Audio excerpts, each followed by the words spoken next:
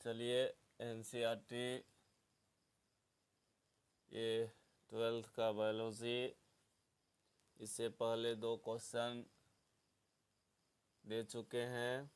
आज 3 क्वेश्चन लेके आए। तो फर्स्ट क्वेश्चन है, अलैंगिक जनन द्वारा उत्पन्न हुई संतति को क्लोन क्यों कहा गया है?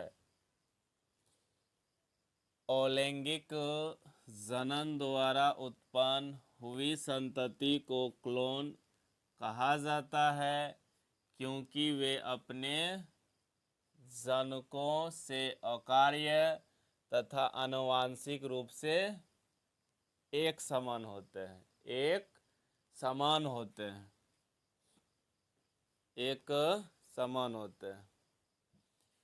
फिर है, अलैंगिक जनन द्वारा बनी संतति लैंगिक जनन द्वारा बनी संतति से किस प्रकार से भिन्न होते हैं? किस प्रकार से भिन्न होते हैं?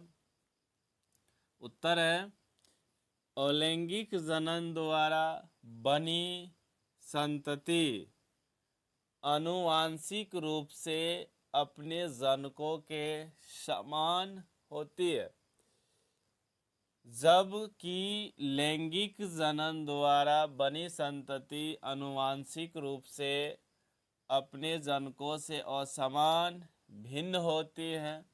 इसका कारण है कि क्रॉसिंग ओवर में अनियमित विसंयोजन तथा निषेचन के समय नए जीन का संयोग होता है। तो तीसरा में है, अलैंगिक तथा लैंगिक जनन के मध्य विभेद या अंतर। तो फर्स्ट में अलैंगिक एंड सेकंड में लैंगिक। तो पहला पॉइंट अलैंगिक में देखें, कहता है इस प्रक्रिया में केवल एक ही कोशिका या एक जनक की भागीदारी होती है।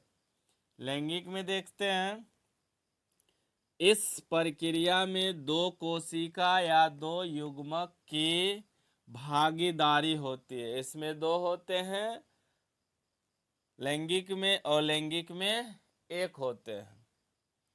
तो चलते हैं अलैंगिक में। दूसरा पॉइंट कहता है, जनक का पूरे शरीर अथवा एक कोशिका या एक कलिका जनन इकाई के रूप में भाग लेता है।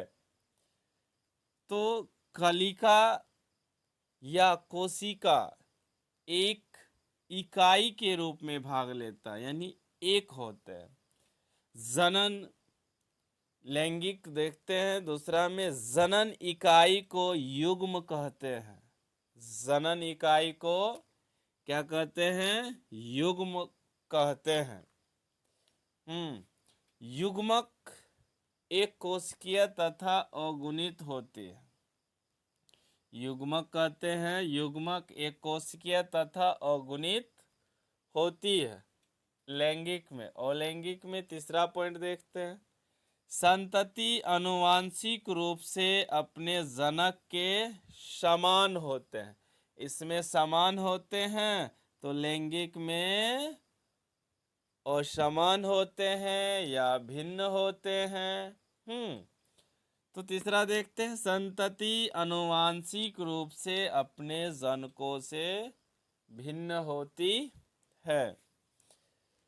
तो अलैंगिक में चौथा देखते हैं, इसमें केवल समसूत्रीय विभाजन होता है। चौथा लैंगिक में चौथा, इसमें अर्धसूत्रीय तथा समसूत्रीय विभाजन की घटनाएं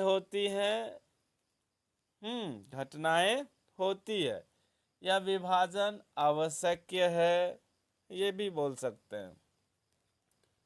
और लैंगिक में पांचवा, इसमें लिंग अंगों का निर्माण नहीं होता है। किनका निर्माण नहीं होता है? लिंग अंगों का। तो लैंगिक में पांचवा है, इसमें लिंग अंगों का निर्माण होता है या आवश्यक है। लिंग निर्माण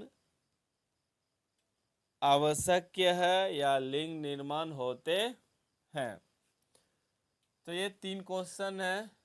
तो नेक्स्ट 3 से आगे लिखाएंगे। ठीक है, बाय।